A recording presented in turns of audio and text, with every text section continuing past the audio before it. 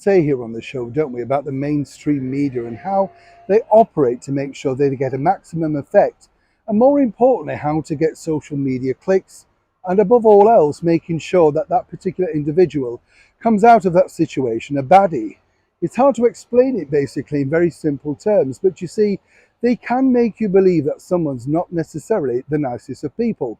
The bigger story, of course, is that they'd invited them on and offered them a lucrative cash deal to come along and talk and explain their side of the story. But of course, once they come on, they turn the tables because they want their money's worth.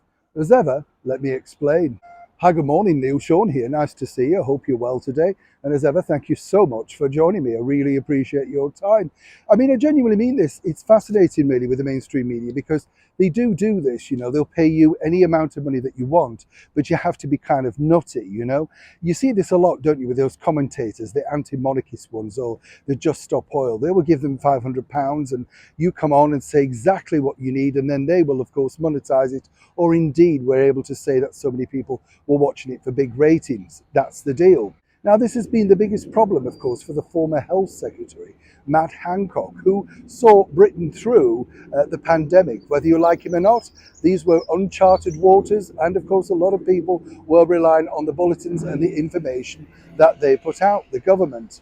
And as I say, lots of speculation about the rights and the wrongs.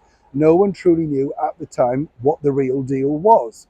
But now you see, Matt decided to, after being caught out with a tabloid sting, to quit government. And then he moved into the world of reality TV, appearing on a number of shows. The biggest one, of course, the ITV I'm a Celebrity, Get Me Out of Here. But of course, in order to promote that particular show, he had to have the ubiquitous appearance on their breakfast show, Good Morning Britain. Good Morning Britain decided, according to papers, to basically pay Matt £10,000 to appear on the show. But it wasn't really just to chat about his appearance on I'm a Celebrity.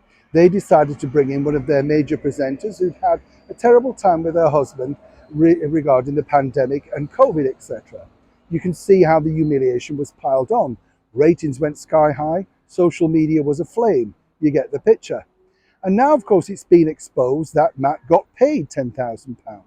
But what's interesting here is, truly, who's the baddie? They offered him the money, they're a commercial venture. He went on, not necessarily knowing that he was going to be hijacked, but knew it wouldn't be a very easy interview. And the bottom line is, Good Morning Britain are, well, very much struggling. The ITV brand, for whatever they say about ratings being good, are not good. They hit a certain point for a few minutes, and that's it. Ever since they lost their main breakfast TV presenter, it's all gone downhill. You can understand why they invite people on like Mr. Hancock. Obviously, he accepted the money, but what they didn't really touch upon is the fact that Matthew himself donated a sizable amount from his fee to his chosen charity. That was quickly swept under the carpet, as you can imagine.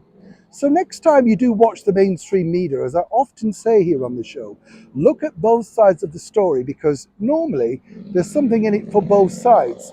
In the case of the former Health Secretary, it was a rather lucrative paycheck, and in the case of Good Morning Britain, desperate ratings. So ultimately, a win-win for both, at the expense of the viewer who doesn't necessarily know the transactions behind the scenes. Neil Sean in the very heart of London.